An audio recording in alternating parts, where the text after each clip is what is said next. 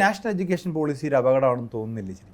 National education policy അപകടമാണ്. അത് നമ്മളൊക്കെ എല്ലാവരും അംഗീകരിക്കുന്ന കാര്യമാണല്ലോ, അപകടമാണെന്ന്. മാഷിപ്പോഴും കേരളത്തിൽ നാഷണൽ എഡ്യൂക്കേഷൻ പോളിസിയുടെ ഭാഗമായിട്ട് വരുന്ന ഒരു നീക്കത്തെയും മാഷിനെ പോലെ ആളുകൾ എതിർക്കുന്നില്ല. ഇപ്പോൾ സ്കൂൾ അമാൽഗമേഷൻ നടക്കാൻ പോവുകയാണ്, +2 ഹയർ സെക്കൻഡറി ഏകീകരണം വരാൻ പോകുന്നു. നാഷണൽ എഡ്യൂക്കേഷൻ പോളിസി പറഞ്ഞുള്ള കാര്യമാണ്.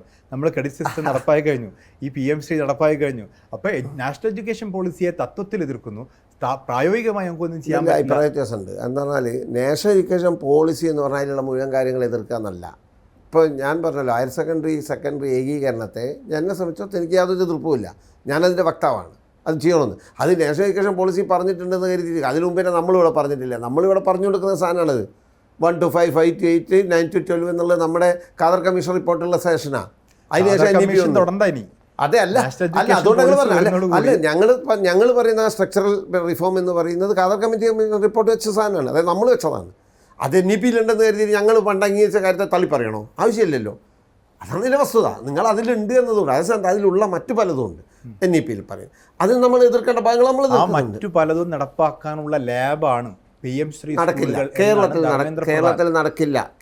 നടക്കില്ല. ഭരണഘടനാപരമായി MOU ഒപ്പുവെച്ചാൽ നമ്മൾ ഇതിനൊരു MOU ഒപ്പുവെക്കണല്ലോ. ഈ MOU ഒപ്പുവെച്ച് അത് പിന്നീട് ലംഘിക്കപ്പെട്ടാൽ ആ MOU-ന്റെ ലംഘനം അത് ഗുരുതരമായ ഭരണഘടനാപരമായ അവകാശത്തിന് മുകളിലല്ല അത് നിൽക്കുന്നത് എന്നുള്ളതുകൊണ്ടാണ് നമുക്കത് നടപ്പാക്കാൻ. ഭരണഘടന അനുസൃതമായിട്ട് ഒരു MOU ആണല്ലോ നമ്മൾ ഒപ്പുവെക്കുന്നത്.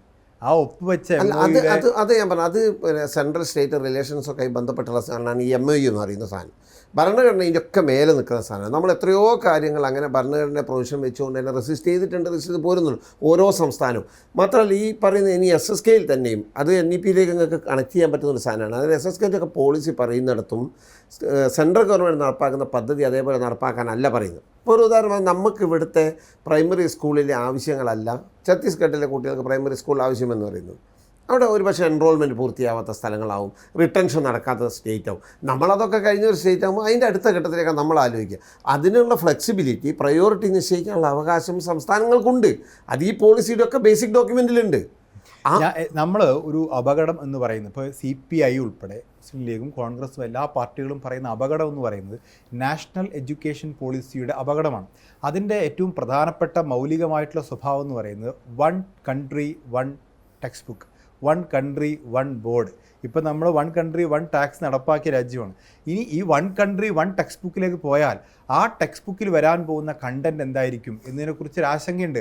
അപ്പോൾ അത്ര ഭീകരമായ ഒരു ആശങ്ക നിലനിൽക്കുമ്പോൾ ആ ആശങ്ക ഈ 1168 കോടി രൂപയുടെ പിന്നിൽ അത് ഈ പ്രശ്നത്തെ ലളിതവൽക്കരിക്കലോ നിങ്ങളുടെ താല്പര്യാനുസരണ വ്യാഖ്യാനിക്കലോ മാത്രമാണ്. ഇതൊക്കെ ഇത് ഒപ്പിടുന്നതോടുകൂടി 1 India 1 ടെക്സ്റ്റ് ബുക്ക് വരും എന്നൊക്കെ പറയുന്നത്.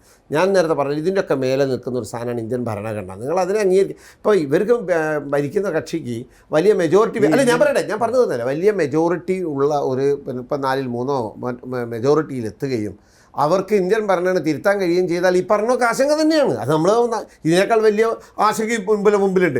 ഞാൻ പറയട്ടെ, അത് നിലനിൽക്കുന്നുണ്ട് ആ സാധ്യത. പക്ഷേ ഇപ്പോഴത്തെ ഒരു സാഹചര്യത്തിൽ ഇതിൻ്റെ ഒരു MOU ഒപ്പുവെക്കുന്നത് കൊണ്ട് ഈ പറയുന്ന നിയമങ്ങൾ നടപ്പാക്കപ്പെടും എന്ന് വിചാരിക്കാനുള്ള യാതൊരു സാധ്യതയില്ല. കാരണം സംസ്ഥാനങ്ങൾക്ക് അതിൻ്റേതായ ഭരണഘടനാ പദവിയുണ്ട് സ്കൂൾ വിദ്യാഭ്യാസത്തിൻ്റെ കാര്യത്തിൽ. അതിൽ ഉറച്ചു നിൽക്കാൻ ഒരു സർക്കാർ തീരുമാനിച്ചാൽ, പിന്നെ നിങ്ങൾ നേരത്തെ എതിർക്കുന്നവർ പറഞ്ഞു എന്നൊക്കെ പറയുന്ന രാഷ്ട്രീയ, ഞാനതിനെക്കുറിച്ച് കൂടുതൽ പറയുന്നില്ല. ഇന്ത്യ രാജ്യത്ത് ആകെ 3 സ്റ്റേറ്റ് ഒപ്പുവെക്കാനുള്ളൂ. ബാക്കി എല്ലാ സ്റ്റേറ്റും വെച്ച് കഴിഞ്ഞിട്ട് ഇപ്പോൾ ഇവിടെ സമരം നടത്തുന്ന ഇപ്പോൾ അല്ലെങ്കിൽ പരിഹാസമായിട്ട് ഇറങ്ങുന്നവരിലൊക്കെ ഭരിക്കുന്ന സംസ്ഥാനമുണ്ട്, അവർ ഭരിച്ച സംസ്ഥാനമുണ്ട്. ഇന്നിപ്പോൾ കേരളത്തിലെ ഏറ്റവും പ്രമുഖരായ 2 സാംസ്കാരിക നായകർ ഇതിനെതിരെ ഭയങ്കര പോസ്റ്റൊക്കെ ചെയ്തിട്ടുണ്ട്. അവർ പിന്നെ പ്രതിനിധാനം ചെയ്യുന്ന ആം ആദ്മി പാർട്ടി പിന്നെ ഡൽഹിയിലെ നേരത്തെ ഒപ്പുവെച്ചാണ്. അന്ന് അവർ ഓലെ പോസ്റ്ററിലൊന്നും കണ്ടിട്ടില്ല. അതിൽ അത്തരം പിന്നെ കാര്യങ്ങളിലൊന്നും നമ്മൾ വലിയ ആണെങ്കിൽ കർണാടക, ഹിമാചൽ പ്രദേശ്, ആന്ധ്രാപ്രദേശ് എല്ലാം വെച്ച് രാജസ്ഥാൻ ഒപ്പിടിച്ചിട്ടുണ്ട്. കോൺഗ്രസ് അധികാരത്തിൽ വരുന്നതിന് മുമ്പ് അല്ല, കോൺഗ്രസ് അധികാരത്തിൽ വന്ന ശേഷം 2 സംസ്ഥാനത്തിൽ വെച്ചിട്ട് 2 സംസ്ഥാനം ഇപ്പോഴും അധികാരത്തിൽ നിൽക്കുന്ന സ്ഥലത്ത് കോൺഗ്രസ് അധികാരത്തിൽ വെച്ചിട്ടുണ്ട്, ഒപ്പിടിച്ചിട്ടുണ്ട്. കോൺഗ്രസിന് മുമ്പുള്ള സ്ഥലത്തും വെച്ചിട്ടുണ്ട്. തെലങ്കാനയിൽ കോൺഗ്രസ് അധികാരത്തിൽ 2023-ലാണ്, 2022-ലാണ് ഈ പ്രൊജക്ട്.